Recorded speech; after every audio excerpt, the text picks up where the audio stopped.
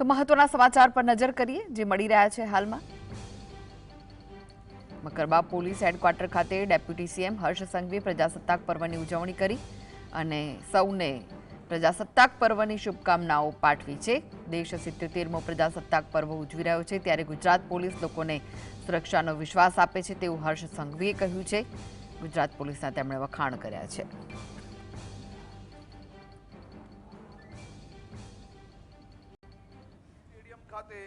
Asian aquatic championship जेवी आंतरराष्ट्रीय स्तरनी स्पर्धाओं योजवाई। आपणे अमदावादना सौ नागरिको तैयार छो? 2030 में आपणु आज शहर कॉमनवेल्थनु आयोजन करवा माटे बधा तैयार छो के नहीं? आज युवानो, आज नागरिकोना सहयोगथी अमदावाद विश्वना मोटा भागना देशना रमतवीरों स्वागत अमदावाद में करशे। आ हजारों खिलाड़ीओ आपड़ा अमदावादना, गुजरातना, भारतना मेहमान बनवाना छे त्यारे आपणी जवाबदारी जोड़े आपणे सौ लोको 2030 नी तैयारीओमां तमे सौ लोको सहभागी थाओ तेवी बी हुं आप सौ लोकोने अपील करूं छुं। धोलेरानुं इंफ्रास्ट्रक्चर बोले विकसित गुजरात, विकसित भारत। सानंदनी सेमीकंडक्टर चिप्स बोले विकसित गुजरात, विकसित भारत। हांसलपुरनी गाड़ीओ बोले विकसित गुजरात, विकसित भारत। लोथलनु मेरीटाइम हेरिटेज कॉम्प्लेक्स बोले विकसित गुजरात, विकसित भारत। नल सरोवरना पक्षी बोले विकसित गुजरात, विकसित भारत। साबरमतीनु पानी बोले विकसित गुजरात, विकसित भारत। रिवर फ्रंट ने अटल ब्रिज बोले विकसित गुजरात, विकसित भारत। स्पोर्ट्स ना आयोजन बोले विकसित गुजरात, विकसित भारत। गुजरात ना खेडूत, महिला, विद्यार्थीओ बोले विकसित गुजरात, विकसित भारत। स्टार्टअप अने इनोवेशन बोले विकसित गुजरात, विकसित भारत। शिक्षित नशा मुक्त युवानो बोले विकसित गुजरात, विकसित भारत। गुजरात नु युवाधन आजे नौकरी मांगनार नहीं पण नौकरी आपनार बनी रह्यु छे। स्टार्टअप अने इनोवेशन क्षेत्रे गुजराते देशभर में डंको वगाड्यो छे। भारत सरकारना रेंकिंग फ्रेमवर्क अंतर्गत वर्ष 2018, 19, 21, 22 અને તાજેતરમાં 16મી જાન્યુઆરી 2026 ના રોજ જાહેર થયેલા પરિણામ મુજબ સતત 5મી વાર બેસ્ટ પરફોર્મર તરીકે જાહેર થયું। આ આપના સૌ માટે અત્યંત ગૌરવની વાત છે। વર્ષ 2003 માં વડાપ્રધાન શ્રી નરેન્દ્રભાઈ મોદીએ વાવેલું વાઇબ્રન્ટ ગુજરાતનું બીજ એ આજે વટવૃક્ષ બન્યું છે। હવે આપણે આ સફળતાને ગાંધીનગર સુધી સીમિત ના રાખવા જિલ્લા સ્તરે લઈ ગયા છે। આજે આપણે વાઇબ્રન્ટ ગુજરાત રિજનલ કોન્ફરન્સના માધ્યમથી સ્થાનિક ઉદ્યોગોને વૈશ્વિક મંચ સુધી પહોંચાડવામાં સફળતા પ્રાપ્ત થઈ છે। ઉત્તર ગુજરાતમાં મહેસાણા ખાતે યોજાયેલી કોન્ફરન્સમાં 3.25 લાખ કરોડના રોકાણ સાથે 1254 MOU થયા। સૌરાષ્ટ્ર અને કચ્છ રાજકોટ ખાતે યોજાયેલ વાઇબ્રન્ટ ગુજરાત રિજનલ સમિટમાં 5,78 કરોડની જંગી રકમનું રોકાણની ગેરંટી સાથે 5,000 થી વધારે MOU થયા। આનાથી સ્થાનિક સ્તરે MOU, MSME અને ઉદ્યોગોને વેગ મળશે અને ત્યાંના યુવાનોને ઘર આંગણે જ રોજગારી મળશે। હવે આગામી સમયમાં દક્ષિણ ગુજરાત માટે સુરતમાં અને મધ્ય ગુજરાત માટે વડોદરા ખાતે આ જ પ્રકારના વાઇબ્રન્ટ ગુજરાત રિજનલ કોન્ફરન્સના આયોજન કરવાના છે। ગુજરાત હાલમાં જ ભારત સરકારના માર્ગદર્શનમાં વર્લ્ડ ઇકોનોમિક ફોરમ ખાતે ગુજરાતની શક્તિ, ગુજરાતની સ્કિલ, ગુજરાતના કરોડો નાગરિકોની મહેનત અને એમની આવડતને ઉજાગર કરવા માટે વર્લ્ડ ઇકોનોમિક ફોરમમાં ગુજરાત સરકારનું એક ડેલિગેશન ગયું અને આ ડેલિગેશન દ્વારા વિશ્વની ગ્લોબલ ચેમ્પિયન્સ જેવા કે 58 થી વધારે ગ્લોબલ ચેમ્પિયન્સ જોડે ટીમ ગુજરાતની મીટિંગ થઈ અને આ બેઠકોમાં ગુજરાતની અંદર હજી વધુ એગ્રેસિવલી ઇન્ડસ્ટ્રીયલ ઇન્વેસ્ટમેન્ટ લાવવામાં કઈ રીતે સફળતા પ્રાપ્ત થાય તે માટે વહેલી સવારથી મોડી રાત સુધી સલંગ બેઠકો કરવામાં આવી અને મને વિશ્વાસ છે કે આવનારા વાઇબ્રન્ટ ગુજરાતમાં આ બેઠકોને લઈને હજી વધુ ઇન્વેસ્ટમેન્ટ લાવવામાં ખૂબ મોટી સફળતાઓ પ્રાપ્ત થશે. ડિફેન્સ કોરિડોરની વાત હોય કે સેમિકન્ડક્ટરની વાત હોય, ગ્રીન એનર્જીની વાત હોય કે ફ્યુચર ટેકનોલોજીની વાત હોય, વિશ્વની મોટી ટેકનોલોજીની વાત હોય કે ડેટા સેન્ટરની વાત હોય, જીસીસીની વાત હોય કે ગિફ્ટ સિટીની વાત હોય, ગિફ્ટ સિટીની વાત હોય કે ધોલેરાની વાત હોય કે સાણંદની વાત હોય, આ તમામ ક્ષેત્રમાં ગુજરાતનો ડંકો વૈશ્વિક સ્તરે ખૂબ ગુંજી રહ્યો છે. આ વર્ષે ગુજરાત દેશનું જે મેન્યુફેક્ચરિંગ થાય છે તેમાં 18% હિસ્સો એ આપણા ગુજરાતનો છે. મેન્યુફેક્ચરિંગ ક્ષેત્રથી જે ડોલરો એક્સપોર્ટમાંથી આવતા હોય એમાં દર ત્રીજા ડોલરે $1નો હિસ્સો એ ગુજરાતની મહેનતનો છે.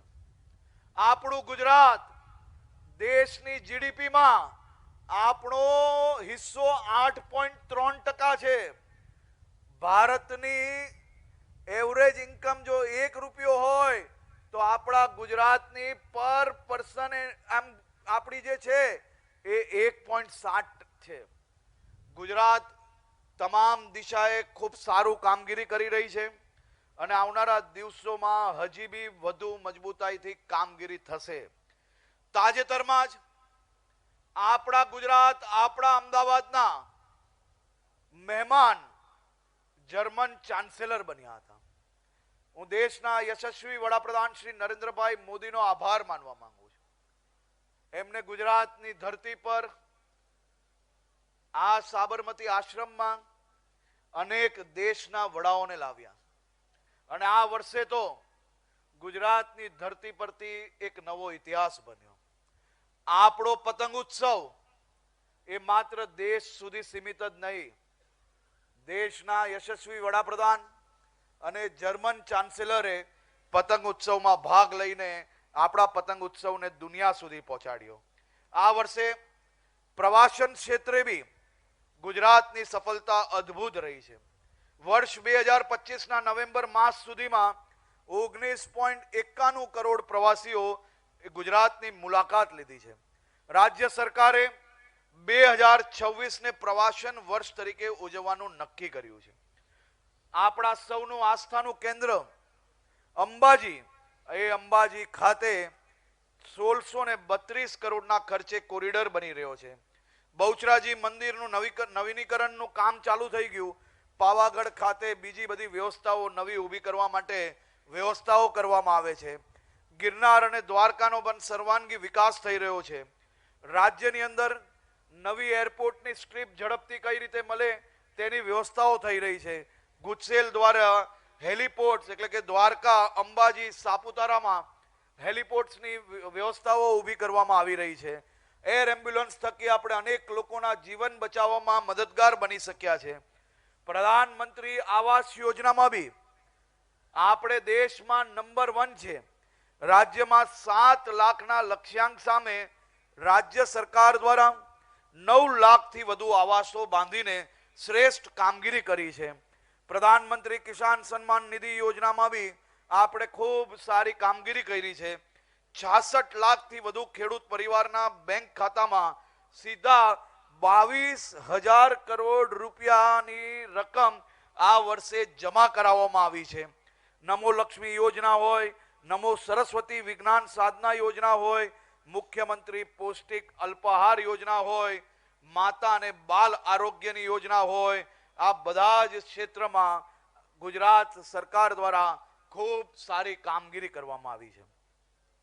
ગુજરાતે ડ્રગ્સ માફિયાઓ સામે ઝીરો ટોલરન્સની નીતિઓ અપનાવી છે. એક પછી એક ઇન્ટરનેશનલ હોય, નેશનલ હોય કે રાજ્યના ડ્રગ્સ પેડલર્સ હોય, આ બધાને પકડવામાં સફળતા પ્રાપ્ત થઈ છે અને જેલના હવાલે બંધ કરવામાં બી સફળતા પ્રાપ્ત થઈ છે. કુલ મળીને 5482 જેટલા ડ્રગ્સ પેડલરો અને આરોપીઓને જેલના સલિયા પાછળ ધકેલી લીધા છે. મુખ્યમંત્રી શ્રી ભૂપેન્દ્રભાઈ પટેલના માર્ગદર્શનમાં હજી વધુ મજબૂતાઈથી અમે કામગીરી કરશું. અહીંયા બેઠેલી બહેનો, તમને સૌને જાણીને મનમાં સંતોષ થશે. ગુજરાત દેશનું સૌથી સુરક્ષિત રાજ્ય છે. બધા જ રાજ્યો કરતા આજે ટકાવારી, આંકડા, ઘટના આ બધામાં ગુજરાત સુરક્ષામાં નંબર 1 જ છે. પરંતુ તોય કોઈ બહેનો ઉપર કોઈ બી પ્રકારના અત્યાચાર, કોઈ બી પ્રકારની કોઈ ખરાબ નજર કરીને બી જોઈને તો આપણે ક્યારેય ના પોસાય. ગુજરાતે દેશભરમાં સૌથી વધુ, સૌથી ઝડપથી ફાંસીઓ અપાવવામાં બી ગુજરાત નંબર 1 રાજ્ય છે.